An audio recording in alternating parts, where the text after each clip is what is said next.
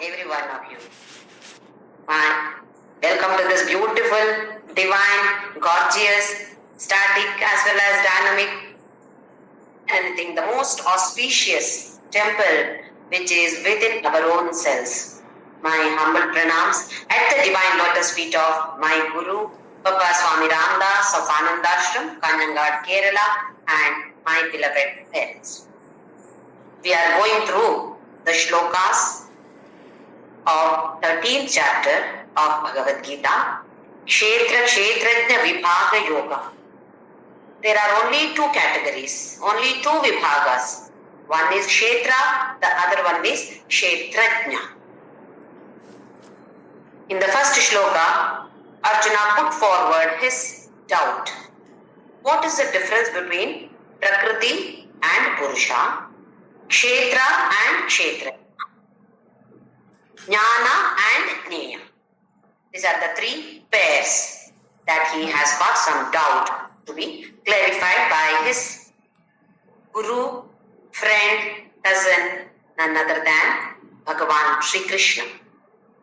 So in the first few shlokas, Krishna explained about Kshetra and Kshetrajna. To put it in a very simple way, whatever undergoes change any time, that is called as Kshetra, which does not undergo any change at any time. Eternally it is the same, absolutely no change. Then that is called as Kshetrajna. Then Jnana and Jnana. In this particular chapter, Krishna says that Jnana is the values of life. So he lists 20 such values, Amanitva, Madambitva, Mahimsa, all those. From Shloka number 8 to Shloka number 12, he talks about these values of life. Then Jnana, the knowledge of which one should we know, which one should we have. We have the knowledge of so many things in this world. We may feel very great about it because we generally compare ourselves with somebody else whom we know and then think that that person does not know this much. I know more than him or her. So we feel that we are great. We are greater than them. Here, Krishna says that if you have this particular knowledge about the self, only that is Jnana. Or he here says that, do you have these 20 qualities or values of life? Are you following them? If you follow them, only then we will call this as Jnana. The rest, everything is Ajnana. Then he talks about Prakriti and Purusha. So before going to that, we were dealing with Shloka number 18. We have seen already once. Let us see once again this and some more in detail about this particular Shloka. Shloka number 18, chapter number 13. Jyotisham apita jyotihi namasa paramuchyate Jnanam jneyam jnanagamyam hridi sarvasya vishtitam. Jyotisham api tat jyotihi. What is the meaning of Jyoti? It is that in the presence of which we understand something, we grasp something about this world or whatever it is. In the presence of light, we see so many things, we understand so many things, we grasp so many things. An object is kept here. This house is beautiful. How am I able to know that? Because there is brightness or jyoti or prakasha. If it is not there, are we able to understand that? So based on this, there is a beautiful dialogue in Brihadaranyaka Upanishad. The dialogue is between Yajnavalkya, Jnani Yajnavalkya and Rajarshi Janaka We have already seen a few stories about Janaka Maharaja. He is known by the name Rajarshi. He was a king as well as a rich, knowledgeable king. There was some discussion about some particular Upanishad and about worshipping of Vaishwanara Deva. Janaka Maharaja was an expert in it. Yajnavalkya put forth questions and Janaka answered them all beautifully. So Yajnavalkya was very happy. So he said, you can ask any boon. If at all it was one of us, we would have asked for, what would we have asked for? I have to get married, or if you are of that age, or I have to have children if you don't have. Otherwise, so many other things, my daughter, my son, this blah, blah, blah, we would have asked. Janaka was not like that. He said, whenever I get any doubts, I should be able to approach you, you should clarify that. This is the boon. Yajnavalkya happily accepted because we hardly find such students. So he was very happy about it. Then one fine day, he got the doubt about something. So he came to Yajnavalkya and asked the question. How do people in the world work? In the presence of which one do they work? Or in what light do they work? So Yajnavalkya answered, obviously sunlight. Sun is there, sunlight is there, so all the people in the world work. So Janaka agreed, okay. But if sun is not there, that is, after Suryastaman, after sun sets, then what happens? Sun is not visible then. Then Yajnavalkya said, it is, moon is there in the night. In the presence of the moonlight, all people work. Okay, accepted. But what happens on Amavasya day, Amavasya night? Moon is also not there, sun is also not there. Then what happens? Then Yajnavalkya said, in the presence of stars. When the stars are not there, then he said, in the presence of Agni, fire. Okay, that is also well accepted. But sun is not there, moon is not there, now stars are not there, and fire also is not there. Then what happens? Then Yajnavalkya said, sound. Sound also. In the presence of sound, we understand. If you say, if it is so dark, then if you say that, I'm here, so another person can make out that, okay, she is here. Through the sound, we are able to grasp something in this world. So sound also is known by the word light. That is also a JYOTHI. Okay, Janaka said, okay, accepted that also. If that also is not there, no sun, no moon, no stars, no fire, and finally there is no sound also, then what happens? Then Yajnavalkya smiled and said, it is because of this Antar-JYOTHI, what we call as self, yes capital, or consciousness, or prajna, or soul, or atma, so many different names can be given to that. It is because of this particular light that people are working in this world. So this already we have seen once in Antar-JYOTHI in the 5th chapter. Without this light, nothing can work. Even sun, moon, all these whom we say that they are self-luminous. They are actually not self-luminous. They also borrow light from this self, yes capital, or Atma. They do not have their own light. They do not have their own brightness at all. They borrow from here. Similarly, all our indriyas, when we observe through our eyes, we are seeing and understanding the world. Through our ears, we hear some sound and understand the world. Similarly, through all our other jnanendriyas. So we can call all these indriyas also as JYOTHI. Because of these all different kind of jyotis, we are able to understand.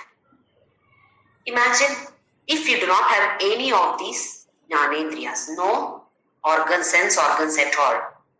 This pancha jnanendriyas, if one or two is missing, yes, you can still do it. You can still live in the world. If all the five are not working, it is as good as a dead body. Because we cannot grasp or understand anything what is happening here.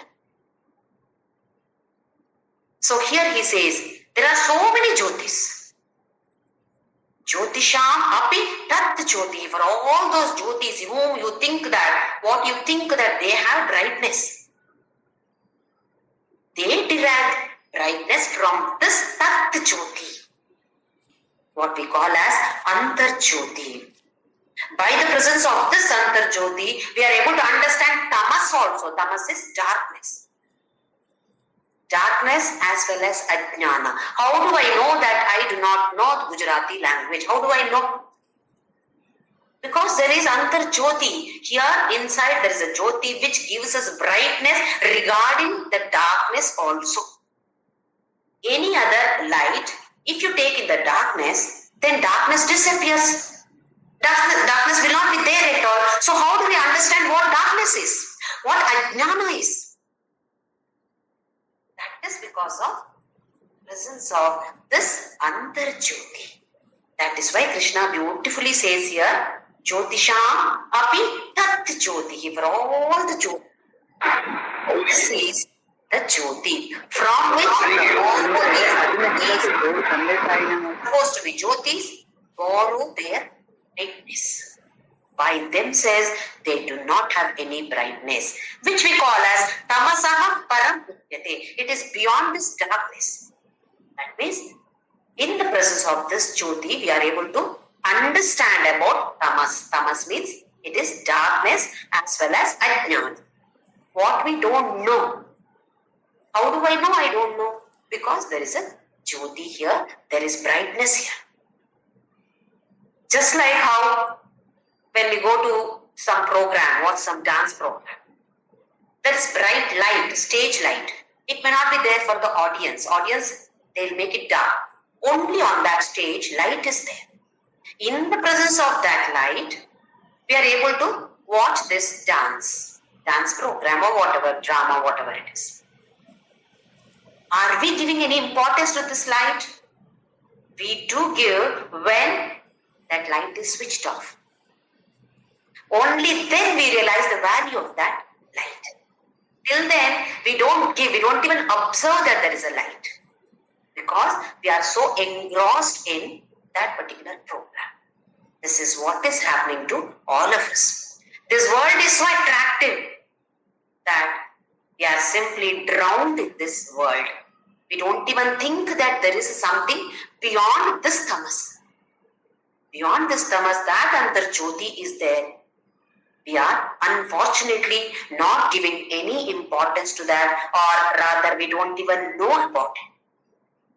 So here he says, Jnanam, Jneyam, Jnanagamyam. That jyoti is Jnana. That jyoti is Jneyam. About this jyoti that we should know, have the knowledge. Then Jnanagamyam, that itself is the destination for us. Starting from jyoti, ending with jyoti. The path is also jyoti. The knowledge that we gain is jyoti. What should be known? That is also this jyoti. What a beautiful explanation for this antar jyoti. Jnanam jneyam jnanagamyam hridi sarvasya vishtitam. Where is it available?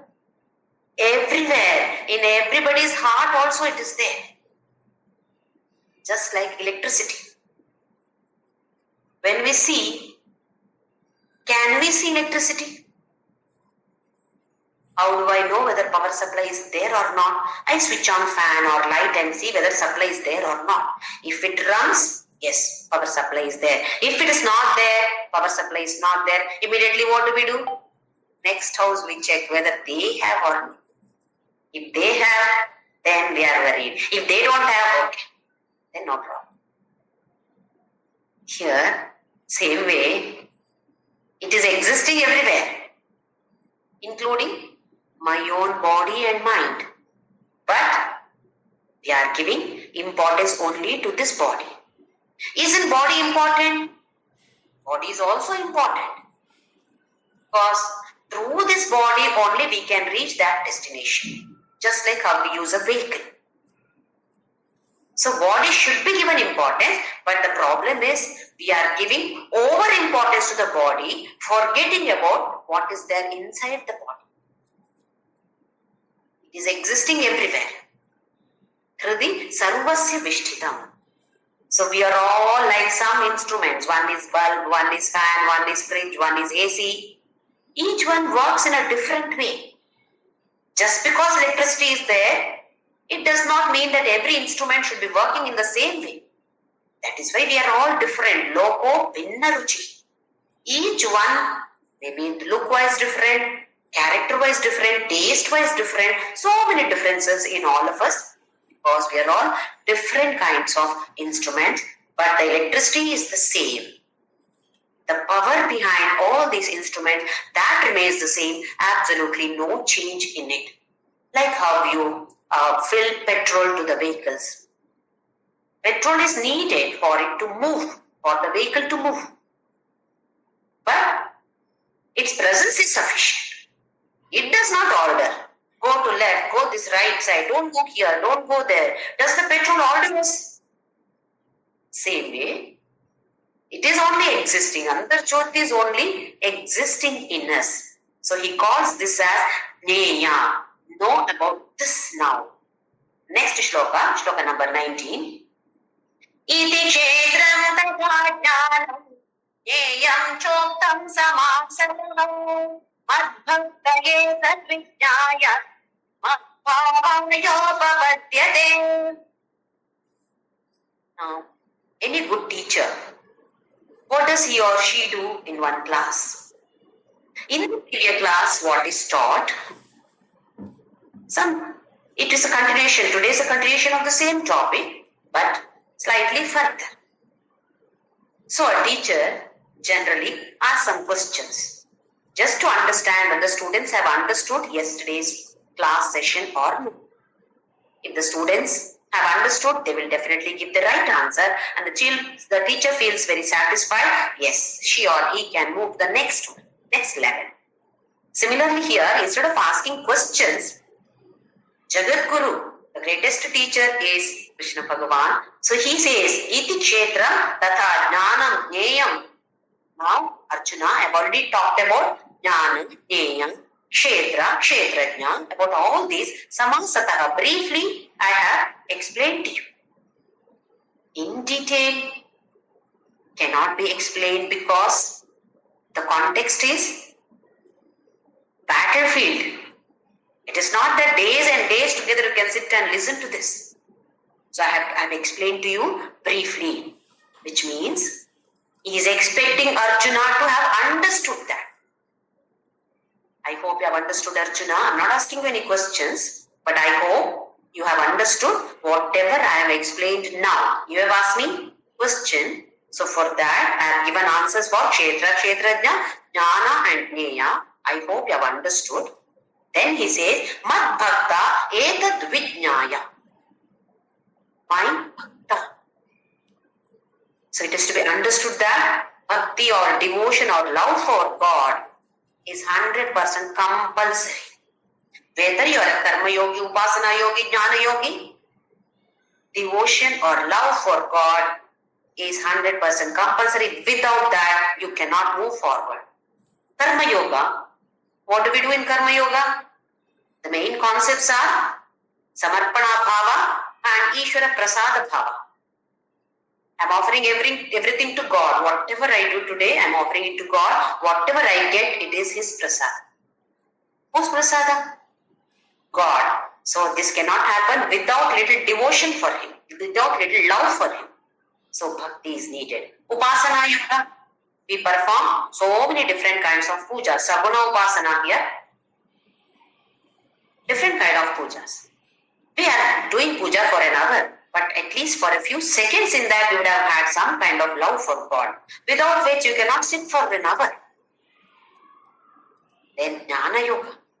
So we feel that Jnana Yoga is dry. It is not so. So here he says, Bhakta. If you go for some pravachanas, from great saints, pravachana is going on, Kathopanishad. Starting what they do? They may have some picture there of some god, they may garland, maybe Vedavyasa or somebody, whatever it is, or Kathopanishad, the book may be kept there. Or if not anything, at least one prayer they chant. What is it for? They are Jnana Yogis, no? Why do they need prayers?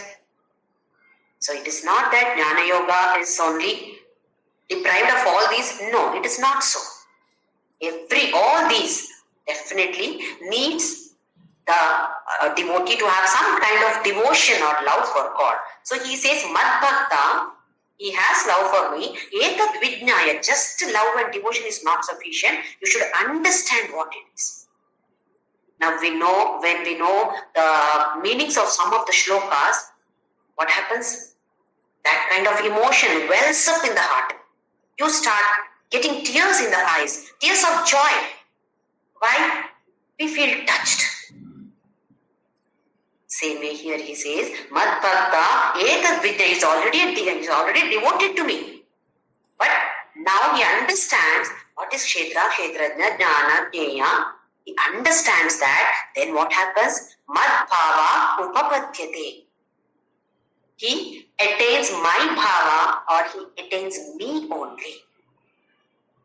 It's a good news for all of us.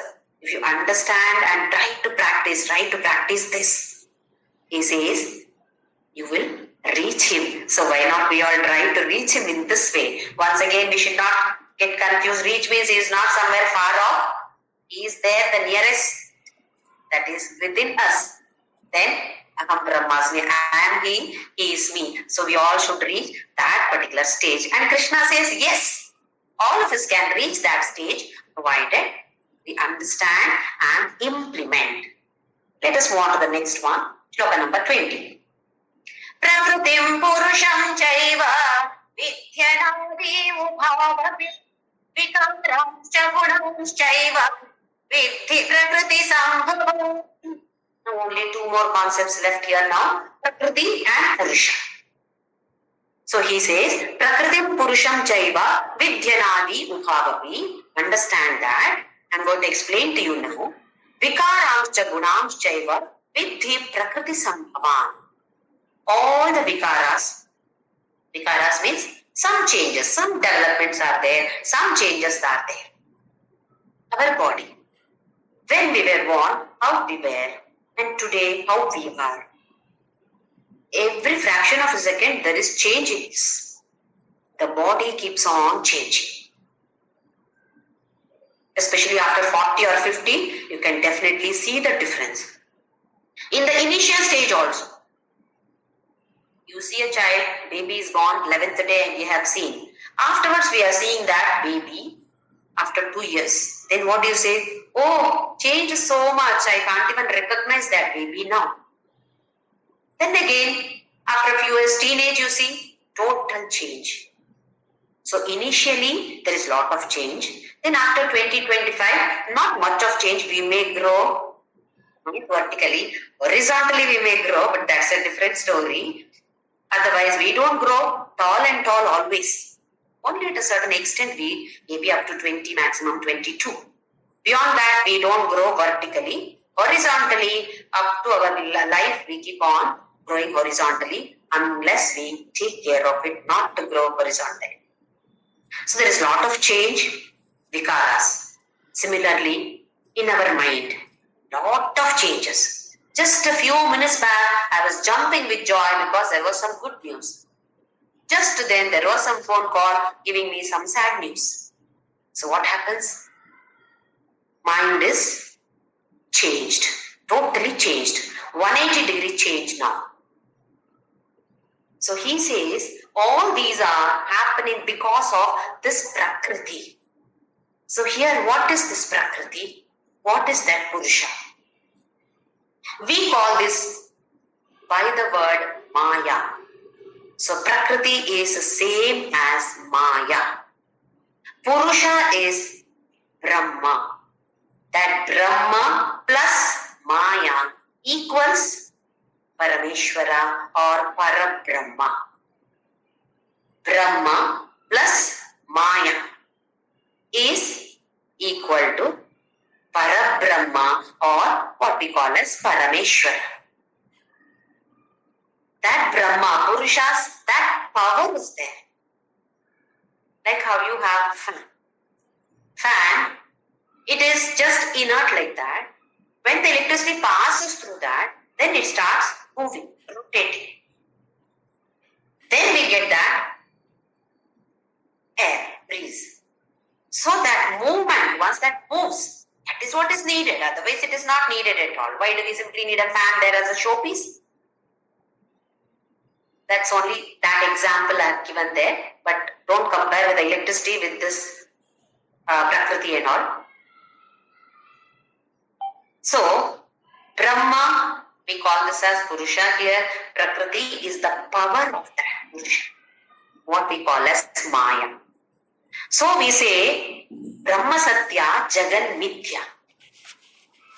Does it mean that Jagat is not existing? Mithya means we think that it is lie. It is not lie here. It is not truth. Not truth and lie is different. Here truth is what is existing permanently. Asatoma Satkamaya. Asat, from Asat to Sat. Sat is what exists eternally. Asat is temporarily it is existing. But after some time it may be destroyed. It may not exist at all. It will exist in a different form. Avyakta dhini bhutani vyakta madhyani bharata avyakta nidhanani va tatrata paridevana. It's in the second chapter. For some time we become vyakta, visible. After some time, again for some more time, avyakta. Again vyakta, again avyakta. That means there is change. In the world there is change. In my body there is change. In my mind there is change. In my intellect there is change. So here Krishna says that all these are happening because of this Prakriti. Prakriti Sambhavam. How do we differentiate Purusha and Prakriti? Purusha is Chetana.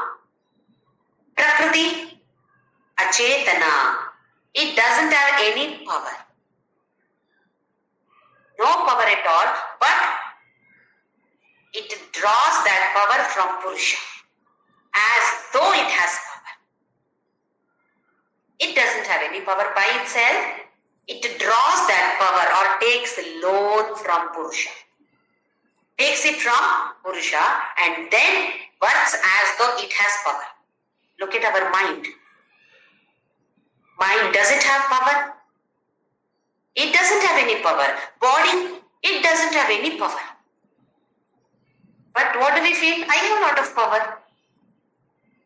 I can learn this, I can learn that. So many things, so many different kinds of powers I have. I can speak, I can see. Isn't it power? Just now we read Jyotisham apitat Jyotihi. From where is this brightness coming? From where is this power coming? Mind, intellect, body do not have their own power. They are getting it from this Purusha only. So Purusha is Chetana, Prakriti is Achetana. Purusha is Nirguna. Absolutely no gunas at all, absolutely no attributes at all. Prakriti, so many different kinds of physical guna, chemical guna, so many gunas. How do you describe somebody? Tall, fat, fair, bald. All these are physical attributes. Chemical attributes. Kama, Krodha, Lobha, Moha, all these are emotions. So they are also guna. We say that, no, Papa, that person is always short-tempered, always keep shouting. Isn't it? So, no guna for Purusha. All guna, Satvika, Rajasika, Tamasika, all gunas are there for. No change at all for Purusha. Always change is there for Prakriti. Purusha continues to exist. Always he exists. Prakriti temporarily exists, then again vanishes or exists in another form, what we call a seed form. Not visible at all, but it is there. It is not there, it is not there. It is there, but in a different form. So these are the differences between Prakriti and Purusha. Prakritim Purusham Chaiva Vidyanadi Ubhavapi Vikaramscha Gunamschaiva Vidya Prakriti Sambhavan. It is born from, these are all born from Prakriti. What is born? Vikarams. All the changes are born from. If we want to put it from another perspective, Purusha and Prakriti are like father and mother to us. There is a beautiful shloka, Vagartha Vivasamprattau, Vagartha Pratipattaye, Jagataha Pitarau Vande, Parvati Parameshwaram. Parvati and Parameshwara are like mother and father. They are like word, formed word, a sensible word, otherwise it's not a word at all. Word, there is meaning. Without meaning, that word does not exist. And just meaning cannot exist, there should be a word. They are inseparable. Word and its meaning cannot be separated. Parvati, Parameshwara also, Jagataha Pitarau Vande. Why do we call them as parents of the world? Now we have understood that we have again Punarjanma, or we had previous so many births. In this birth, these are my parents. I know their name, when I was born, etc., etc. This birth only. What about the next birth or the previous birth? I don't know who the parents are. Who the parents will be, who the parents were, I don't know. But they are the parents always. So here the same way, Purusha and Prakriti, they are father and mother for always. Eternally they are father and mother, or we say that Prakriti and Purusha are our mother and father forever. So this is the difference between Purusha and Prakriti. In various ways, Krishna explains what is Purusha, what is Prakriti from different perspectives. Why? Why should he explain in so many different ways? Because he knows that all of us are ajnanis. If you say once it is so, nothing enters here. From different angles, when he explains, something may enter. So many times we keep on listening to that, then slowly we understand something and try to implement something. So Krishna is giving us a wonderful training. What is that training? Get detached from this body attachment and get attached to this Purusha, Parabrahma or Kshetrajna, all these different words he uses. It means the same. For married ladies, it is not going to be very difficult because we know how to detach ourselves from one family and get attached to another family. In the initial days of marriage, we are not very keen on going. Initially, first few days, we are very happy to go to husband's place or in-laws place. But afterwards, because the way we are brought up, the atmosphere in the parents' place is completely different from the atmosphere in the husband's house. So we take time to get attached to that. But as the years go by, we get attached so much to our husbands or what we call as our own house, that to our parents' house, we go for a few days, then we feel like going back. When am I going back to my place? Isn't it? This is the experience of most of the ladies. So it is not difficult for us to get detached from something and get attached to something else. So Krishna, throughout Bhagavadgita, this is the only one concept. Get detached from this world. Get attached to Parabrahma. World does not mean only the world. We are in the world. We are all Deha Abhimanis. So much of Abhimana, love, attachment to the body, that we are not even seeing that there is some tattva, some principle is behind this body. We are not even interested in knowing, or we don't even know such a principle exists. That is why Krishna is giving wonderful training. How good students we are. That is left to all of us. Wonderful Guru, Jagat Guru we have as our Guru. How we should be. That is left to all of us. Let us move on to the next one, 21.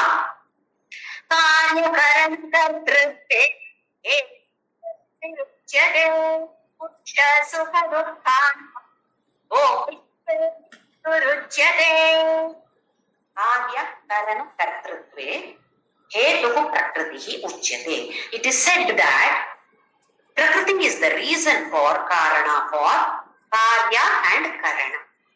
Karya means a product. Here in this word, in this particular shloka, Karya means a product. What is a product here? Sthula Sharira is the product. Karya, similarly, or Karana means Sukshma Sharira. Karya is Sthula Sharira. Karana is Sukshma Sharira. So he says that, why are we here now? In this body, we have come to this world. Why are we here? Prakriti is the reason for it. How do we say Prakriti is the reason? Vikaramscha gunamchaiva vidhi prakriti sambhava. All the changes that are happening is due to Prakriti. What changes? What all vasanas that we have stored here? To empty that box of vasana, we have arrived here. Are we empty? We are putting more and more into the box. How can it become empty then? Only when it becomes empty, we will reach that place, destination called moksha.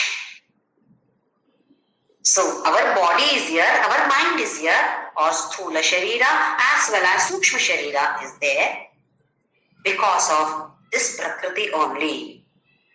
So let us not blame Prakriti. It is in our own hands. Again, in our own hands, there should not be confusion. We are driven by Prakriti again, but there is something called free will. Free will is also influenced by all these gunas, but we should be strong in it. I have this free will. I have the free will of either attending this session or not attending this session. What is more important for me? I have the free will of implementing this point or not implementing this point is in my hand. Let us not say that Bhagavanta is not making me do this. We are all escapists. Let us not be like that. So Krishna says here that Karya and Karana, for both, Karana is Prakriti Uchyate. It is said so. He never says that Krishna, I am saying so, so you listen to me. Does he say that anywhere? He says either in the Puranas it is said so, or wise people or jnanis are saying so, Arjuna. He never says that I am Bhagavan, I am that Parabrahma. Listen to me. You are my subordinate. No, he is not that kind of teacher. He is not that kind of boss. No bossism at all. He explains everything and then says whatever you want to, you do. So here in many shlokas he says, it is said in Upanishads, it is said in Sankhya Shastra, it is said in Shrutis, Vedas, it is said so. Uchyate, it is said so. He is so humble. If at all we have knowledge of something, then what do we say? I know this, it is like this only. Isn't it? We try to press upon that particular point. No, whatever I say only is right. Whereas Krishna is not so. It is said so, Arjuna. Arya karana kartrutve hetuhu prakritihi uchyate. Now here once again coming to Prakriti and Krishna. If at all I have an earthen pot, mud pot in my hand, what is important for me in this mud pot? Not the pot as such, but the space inside the pot is important for me, so that I can pour something or put something. If you want to drink water, you need a cup. for something, some glass or some container is needed, without which we cannot get water. But are we giving importance to that space inside? We are giving more importance to that container. If that pot is broken, then what happens? Space is existing there, not available for our usage. If I have a pot here, space is there inside, so I can use that space for something. Just like how we construct a house. House is constructed with 4 walls. We give so much of importance to that appearance of that wall, we completely forget about the space inside. Assume that I have constructed a house, thick walls, such broad walls. Why? I want good security to my house. Okay, very good. Go inside and see how much space is there. Only this much space is there. Is it sufficient? No, definitely we do not want like that. So what we actually want is space inside. But we give so much importance to that container that we have forgotten that what is actually needed is the space inside. So as we grow further in this field of spirituality, we should learn. Initially, I think that I am the body. As we keep learning Bhagavadgita, we understand that I am not the body. Atma is there inside me. We say, or inside this body, Atma is existing. When somebody dies, what do we say? Atma has gone out of this body. So we realize that, we understand or we get the knowledge that soul or Atma or whatever we call, it is there inside the body. Then as we grow further here, we understand that space is there outside. Similarly, soul is there outside. Not only in my body, it exists in other bodies also, other objects also, and it exists everywhere. The nearest thing that we can compare is space, Akasha. Akasha is not only the blue sky, the space between you and me. You and any object, wherever there is any space, that is Akasha. Where does Akasha exist? Everywhere Akasha is existing, space is existing everywhere. You construct a house. Space existed there, you constructed a house. Does the space go anywhere? It is existing there. You demolish the house, space exists. It is not a different space which is coming there. It is the same space. There is no change at all. There is nothing called different space. Similarly, there is nothing called different Purusha, different soul. All are same. So slowly we understand that. Initially we know I am the body. Then slowly we understand that inside this body, Atma exists. Then we understand that Atma exists not only in me, it exists in every other bodies as well as all objects. Then understand that it is existing everywhere or all pervading. Nearest to the compare, nearest is space. It is subtler than that space also. Among the Panchabhutas, space is the subtlest one. Prithvi is the grossest one. It is subtler than that space. So here Prakriti Sambhavan. From Prakriti only everything has come into existence. Prakriti, that is creating Panchabhutas first. Then from the Panchabhutas, all these are created. From the mixing of that Panchabhutas in different ratios. All these things, including our body and mind and intellect, everything is born. That is why Prakriti Sambhavan. From the Panchabhutas, our body is made. Where did these Panchabhutas come from? From the Prakriti. That is why Vikaram cha Gunam chaiva vidhi Prakriti Sambhavan. So in all these, now few more shlokas, he explains beautifully about Prakriti and next shloka. So we must understand that body is only enclosure. Soul is the enclosed one in the body. But it is not only the enclosed one, it is all pervading. So that is the subject. Purusha can never be the object. Purusha always remains as the subject only. There is nothing else. Even though we say Kshetra and Kshetrajna, Purusha and Prakriti, finally if you observe, it is only Purusha, it is nothing else. Next shloka, shloka number 22. Purusha Prakriti Sthohi Umte Prakriti Jan Gunam Karanam Guna Sangosya Sadasadyoni Janmastu. Purusha Prakriti Sthohi. Prakriti Stha means one who is residing there. Where is he residing? Purusha residing in the Prakriti. Like how we say he is in our body. What is body? Body is Prakriti. What is world? World is Prakriti. So where is he residing? He is residing in Prakriti only. Before this creation of this universe, what was existing? Purusha was existing. Where was he? Can I say he was in Vaikuntha, he was in Kailasa? There was no universe at all. So we cannot say where he was existing. But now he says, Purusha Prakriti Sthohi. He is residing in Prakriti. The previous shloka, Purusha Sukha Dukkhana Vokrutve Hetruchyate. I missed that line. Shloka number 21. Karya Karana Kartrutve Hetu Prakriti Ruchyate. Purusha Sukha Dukkhana Vokrutve Hetruchyate. He says that Jivatma, here that Purusha is Jivatma, not that Parabrahma, that Jivatma, he is responsible for experiencing Sukha and Dukkha.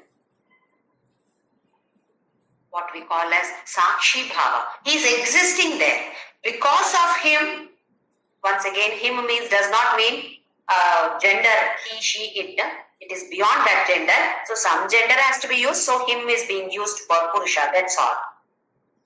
Because of the presence of Purusha, Sukha and Dukkha are experienced. So he is the reason for it. Bhoktrutve hetuhu. Hetu means karana, reason for it. That is what it is said. Krishna says in 22nd shloka, Purusha Prakriti Sthohi, residing in Prakriti only, Bhunte Prakriti Jan Gunan. He is experiencing all these Sukha, Dukkha, everything that is Prakriti Jan Gunan. All the gunas which are born out of Prakriti. He is experiencing it. Bhunte. He is residing in Prakriti and he is experiencing all this, but in the Sakshi Bhava. Only witness.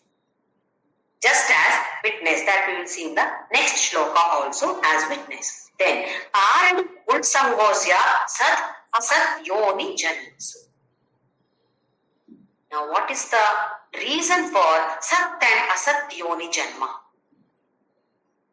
Here, Sat and Asat is higher or lower. We may be born in higher Janma or we can go to the lower Janma also. What is the reason for this? Some of us may be born in a higher level, higher Yoni, or we can become animals also, which is considered as lower Yoni. What is the reason for that? So Krishna says, Karana Guna Sangha. Sangha is attachment. Guna Sangha. You are attached to all these gunas. Because of this, we will be born either in higher Yoni or in the lower Yoni. Sat Asat Yoni Janmasu Karana Guna Sangha. Attachment to things gunas makes us be born again. Whether it is higher or lower, that is depending on what kind of attachment to what we have. That is why it is said have Sat Sangha. Sat here is what is eternal. Get attached to something what is eternal. Unfortunately, we get attached to this world which is not eternal, which is only temporary. In the world, once again, my husband, my wife, my children, my parents, attachment to only this, are they going to be there eternally?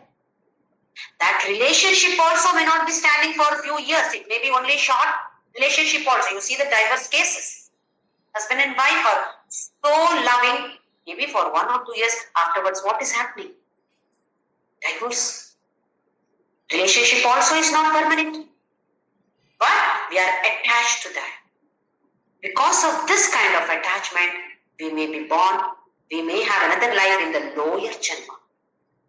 So Krishna says, have attachment to this Parabrahma. Then slowly you will climb this ladder of higher and higher yoni. In one fine Janma, you will reach that. So we all must understand. Karanam gunasangosya sat asat yoni janmasu. If I am being happy now in this life, am I getting happiness? Or am I continuously sad, cripping, grumbling? I must have done something in the earlier Janma. Let us not blame anybody else. Because of this person, I am like this. My Janma is like this. My life is like this because of this person. No, it cannot be so. It is because of us only. We are only responsible for that. At least having known now, how should we live in this world? Live happily. Enjoy everything. But remember that attachment should be there only to this Parabrahma, we call here as Purusha. So slowly that knowledge we should gain and slowly try to implement it. Next shloka, shloka number 23. Upadrashtanumanta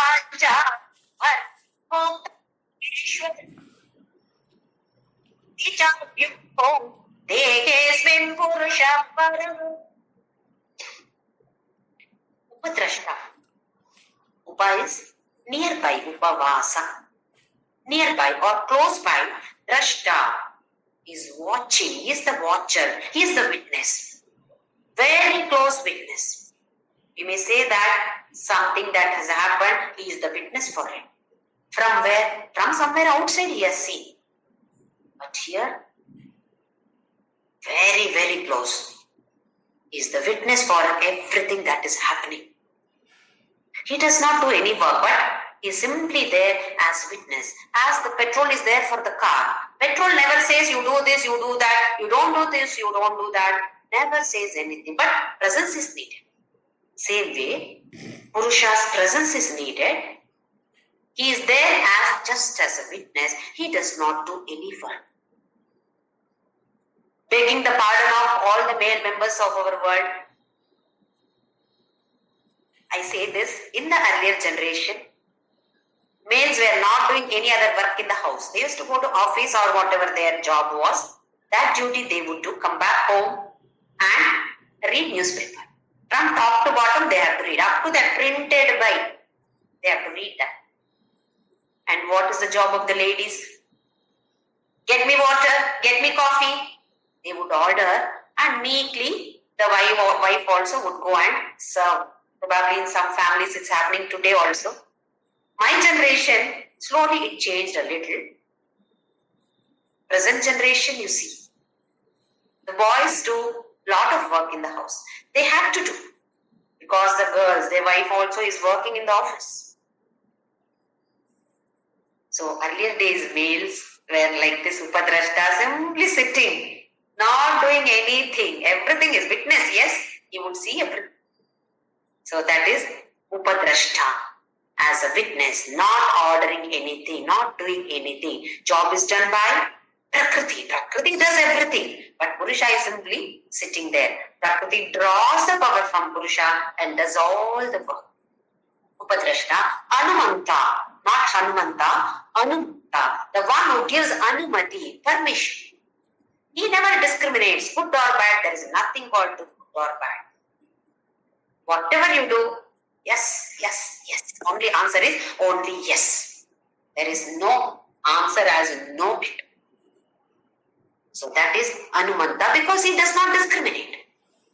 What is good, what is bad? We are the ones who discriminate because of ignorance. Because of raga and dvesha, we discriminate. This is good, this is bad. This person is good, that person is bad. Because of raga and dvesha only. Anumanta Karta is the one who maintains everything. Bhokta is the one who experiences everything. Maheshwara, Maheshwara, he is the controller of everything. Without speaking anything, he is the controller. Without seeing, he sees. Without hearing, he hears. That means he doesn't have ears. Without having ears, he is listening. Without having eyes, does he have eyes? Does he have any indriyas? Sarvendriya gunabhasam, sarvendriya vivarjitam. No indriya at all. But he sees. But he hears. Maheshwaraha Paramatma. The name given to him is Paramatma Iti. Dehesmin. Where is he? He is inside this Deha. Purushaha Raha. He is beyond everything. He is free from Raga and Dvesha. So there is nothing called moksha for him. He is already there in that only. But we have recognized that we don't even have come to that level of recognizing it. Because of Raga, Dvesha and attachment to the body. We are not trying to go beyond that. Because we have so many problems. There is no time to read Bhagavadgita. There is no time to understand. There may be some time while cooking also, some chanting may be going on. Good, that is also good. But that is not sufficient. If you want to go further in this field of spirituality, just chanting will not be sufficient. We have to put our mind into it, understand something more. Shravana, Manana, Nidhityasana. Listen to it or understand that, and Manana, contemplating on that, and we have to remove all those doubts which arise during Manana. Then slowly Nidhityasana, try to implement. While implementing also, once again Shravana, Manana goes on. Listen, not able to do it, listen to it or hear or see or read or whatever it is. Shravana is just grasping, not necessarily only hearing. Then again and again contemplate on that and then try to implement it in our lives. Many times we fail. Does not matter. Child, a baby, when the baby starts walking, how many times the child falls down? If at all the child feels that, no, I can never get up and walk at all. Does the child feel so? If the child feels so, then the child will never get up and walk. Same way, we fail. Many times we fail. But we have a strong determination. I will pass through this. I will implement this. I will pass. I will go through. I will walk over this path of spirituality. Not only just being religious. I'm religious. But I'm spiritual too. I want to walk in this path of spirituality. That strong determination should be there in all of us. I'll put forward my efforts. 100% efforts. I will definitely do it. With that kind of determination, we all must move forward. Taking Namasmarana always. Try to contemplate while chanting Namasmarana if possible. If not, even mechanical Namasmarana also will help us. But it will be more helpful if we are able to focus on that while chanting. If possible, but big if is there. If not, let us chant mechanically also so that it takes us forward. Maybe very, very small step, doesn't matter. We are moving forward in it. Om Shri Ram Jai Ram.